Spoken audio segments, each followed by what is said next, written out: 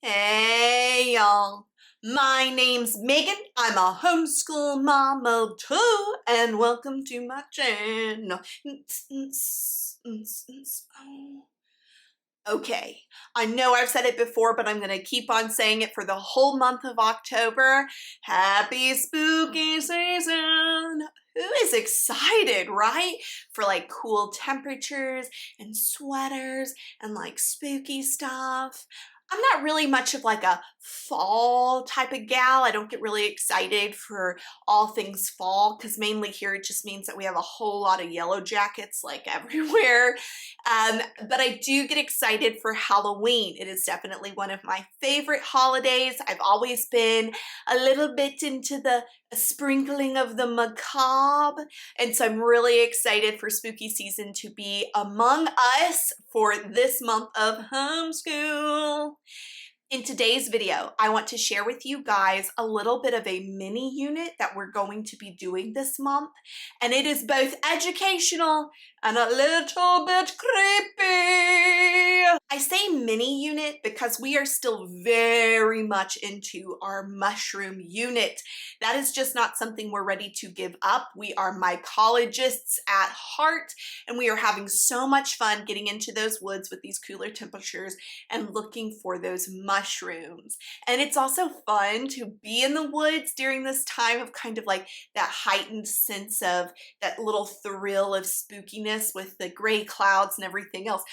But let's be honest, I am dabbling in the most friendly, like family-friendly woods there could be. Anyways, we have decided that this month our unit study is just going to be a little one, just a mini one, and it's going to be something that we can do while we are mushroom hunting because we are so super into that still. I wanted to do something a little bit extra this month, kind of tagging on to that mycology unit study. That is feels like a natural expansion or a natural expansion of the use of our time in the woods, but also has that little sprinkling of the macabre, that little flavor of the spooky, right? But totally age appropriate, okay? My eldest daughter is only 7. She's always enjoyed like monster stories or stories that involve myths or legends or things that could maybe be perceived as a little bit creepy. So I know that she's really going to love this mini unit. Okay, what is it? Well, let me tell you that our mini unit is going to be focused on birds. How are birds like macabre or a little bit creepy? We'll get there. But first, I just want to discuss why I chose this particular topic. Number one, yes, the creep factor. We'll get there. But also because it feels like a really natural expansion to what we are doing in the forest already. As the leaves begin to fall, it becomes easier to ID birds.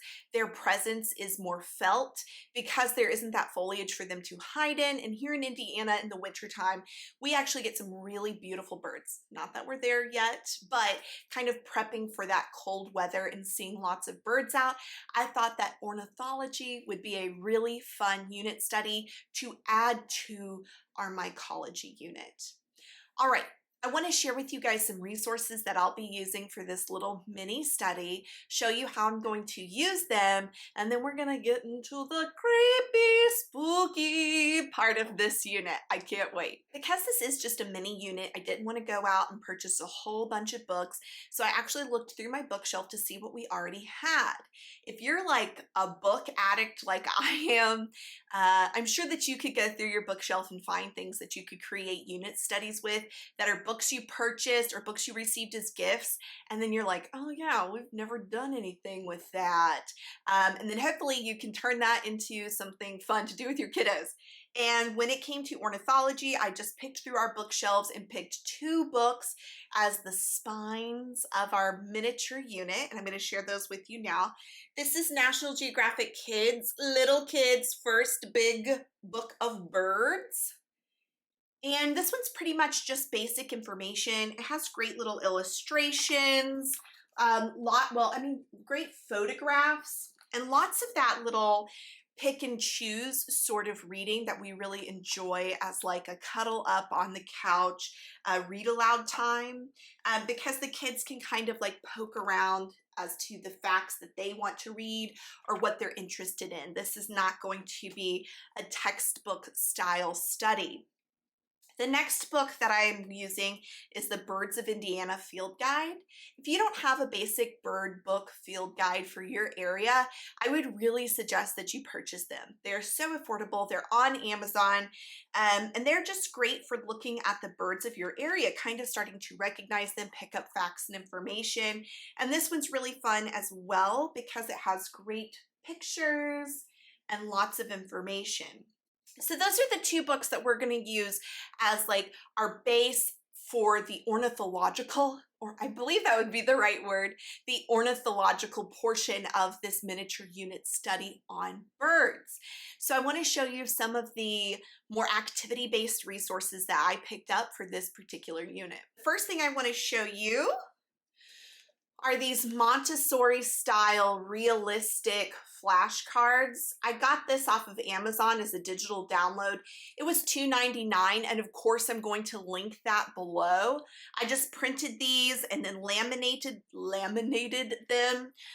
I'm not going to put them on a ring because I wanted my 2.5, oh my gosh, she's closer to 3 than she is to 2.5, my almost 3-year-old, to be able to just flip through them, manipulate them, put them out on the table and look at them. These are really not meant for ID purposes. It's just for her to be a part of that unit. The pictures are great. They're super cute. I didn't do that great of a job cutting them out or getting super fancy. So that's just what they look like there. That's linked below. That's really what I'm going to be doing for PJ.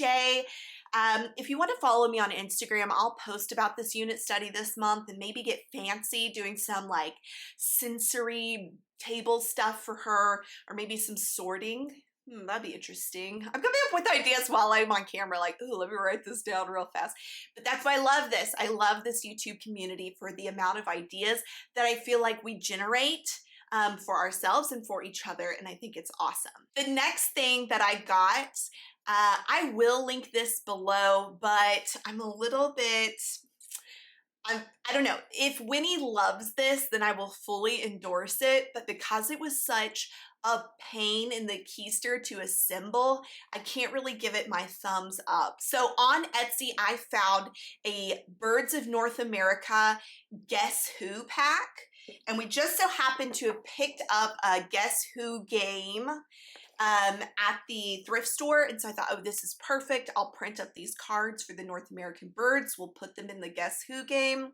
Well, guess again, folks, because the graphic designer didn't really get the sizes of the insert cards for the game right, so it became a lot of cutting and then eventually taping, and I had to recruit my husband to help me, and we were laughing so hard putting this together because it took so long, especially for something that I don't intend to use as like a major activity. I do have some ideas, so let me show you how this turned out.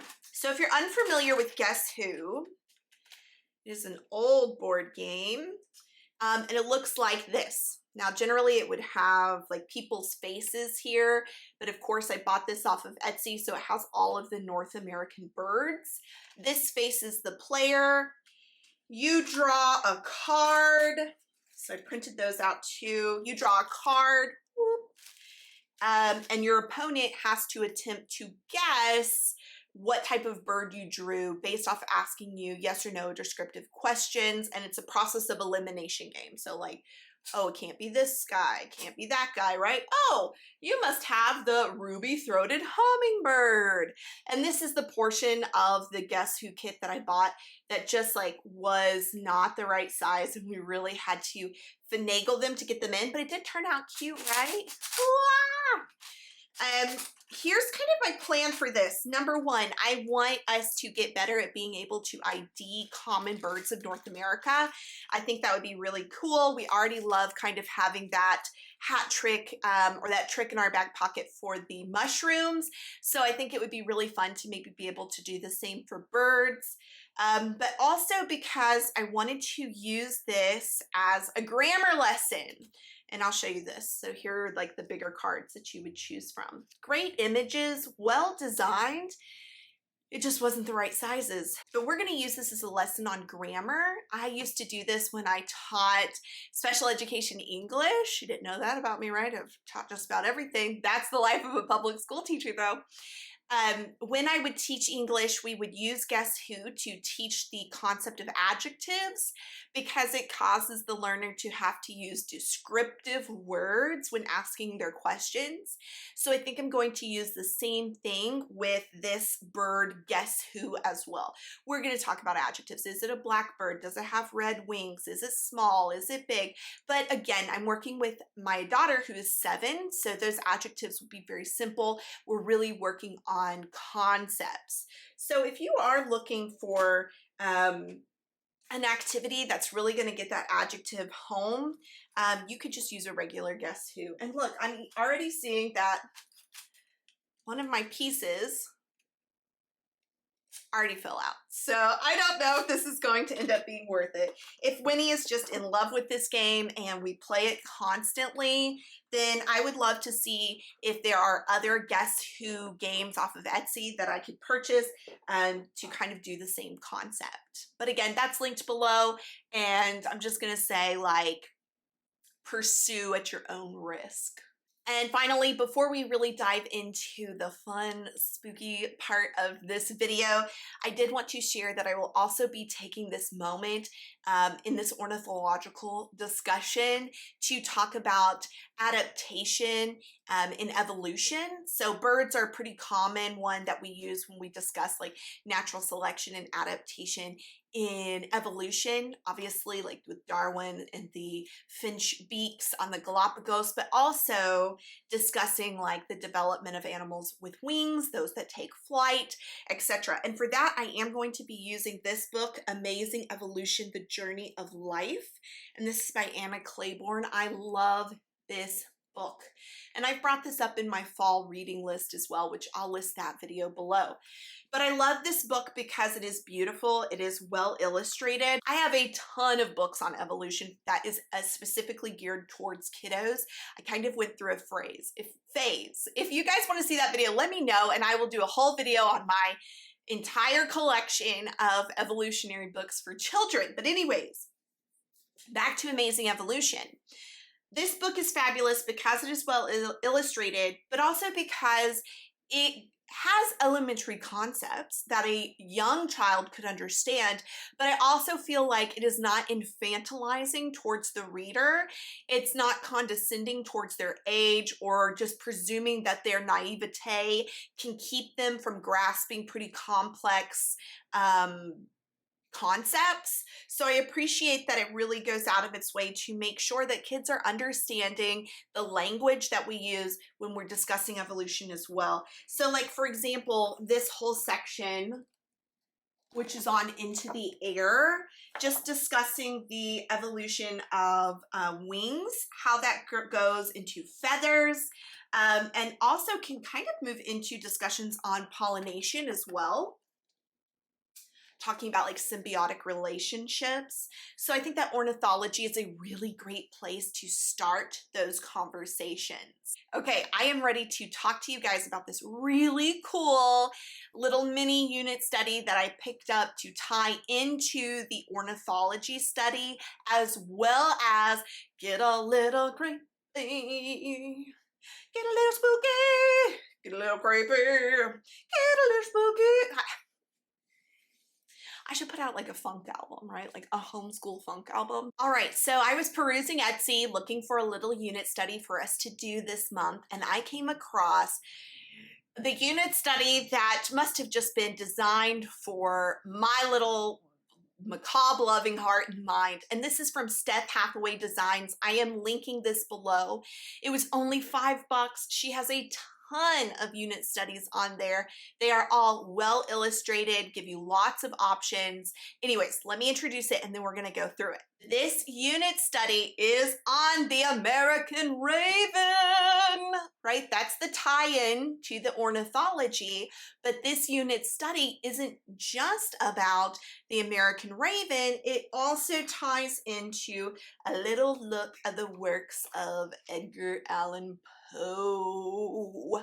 Yes, that is that macabre tie-in that I'm talking about. So we are going to be kind of centering our ornithology unit all around the American Raven, nice and creepy, and also looking at some of the tamer works of Edgar Allan Poe, which definitely gives us that macabre creep factor, kind of adding in or sprinkling into this unit study. All right, I want to go through her unit study, show you a couple of the books she suggests, and then some books that I picked up as well. All right, so her artwork is absolutely beautiful. I did print this Anatomy of the Raven. I laminated this because it will go on our calendar bulletin board that's in our dining room. But just to show you a couple of the activities that she includes in this mini unit study, and for selling it to you for $5 and calling it a mini unit study, I'm pretty impressed with the amount of activities that she includes because we did not print everything. So I'm just going to show you what we plan on using. I did print up this blank labeling activity for the Anatomy of the Raven.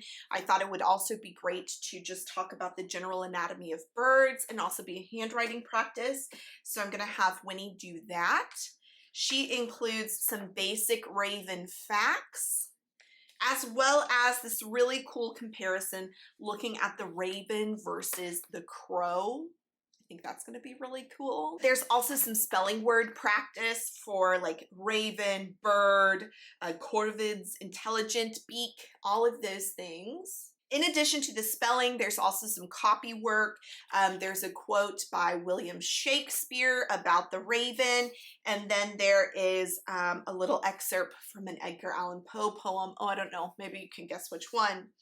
And these are for PJ, like some coloring sheets with the uppercase and lowercase r. I'm sure that the little miss will enjoy getting after that, as well as a brief biography of Edgar Allan Poe. So we're not really just like going all in on Edgar Allan Poe, because if you have ever researched Edgar Allan Poe or read his books, his story is pretty gnarly, and not to mention that the themes of a lot of his stories and poems can be very, very dark. The story that Steph Hathaway has included is The Raven, so pretty classic, like obviously it's a Raven unit study.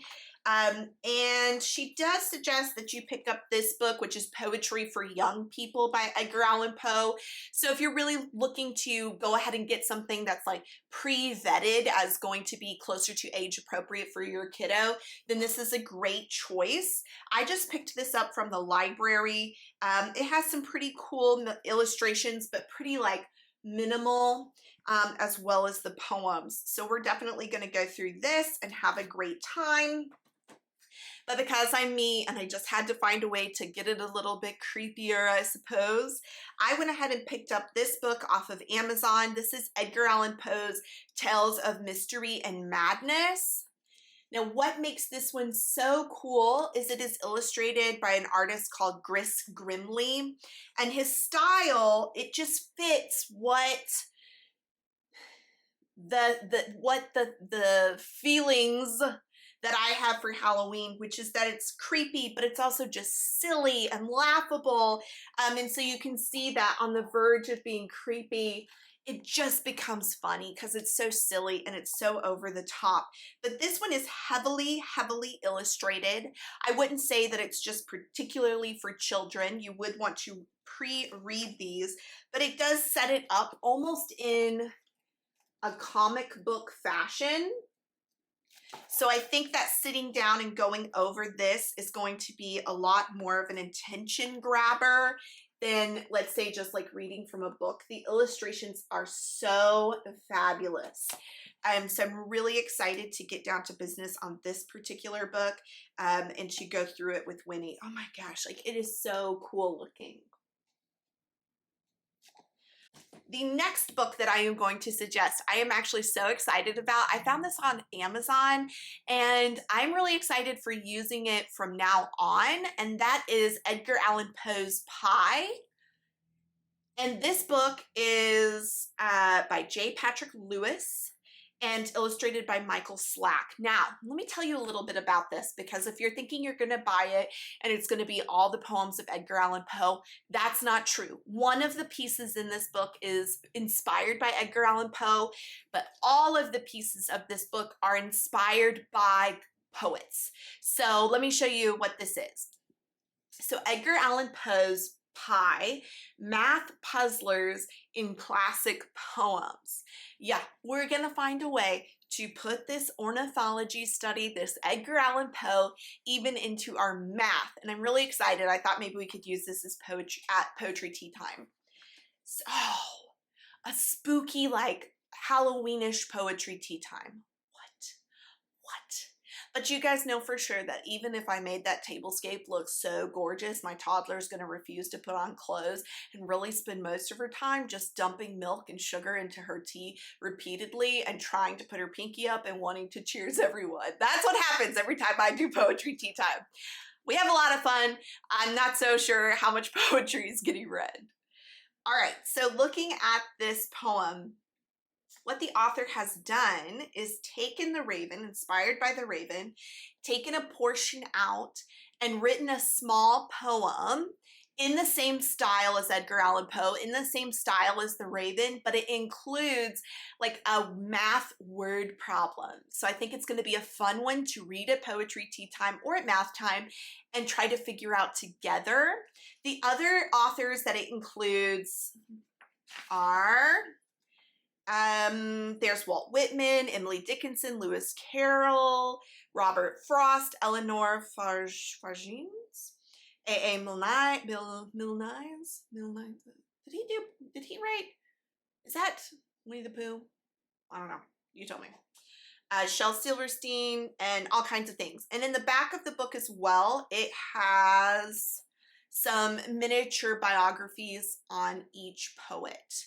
So I think this is going to be a really fun one to add into our whole kind of routine with poetry tea time. The other cool way that I plan on using the Raven specifically in our homeschool is to also start discussing the Raven as a trickster character in Indigenous tales. So if you've ever read any Indigenous folk tales, then you might know that the Raven is a pretty common trickster character that shows up in the stories. Steph Hathaway Unit Study suggests several of these Indigenous books, and I could not find them at my local library. However, I found several YouTube videos where people are reading these books as well as the illustrations. So I think that's going to work really well for us to sit down and have as part of our like cultural studies, especially as we move into November and looking at Thanksgiving or Indigenous Persons Day and kind of having those discussions about origin tales and folk tales. I mean, even that in and of itself could be this whole unit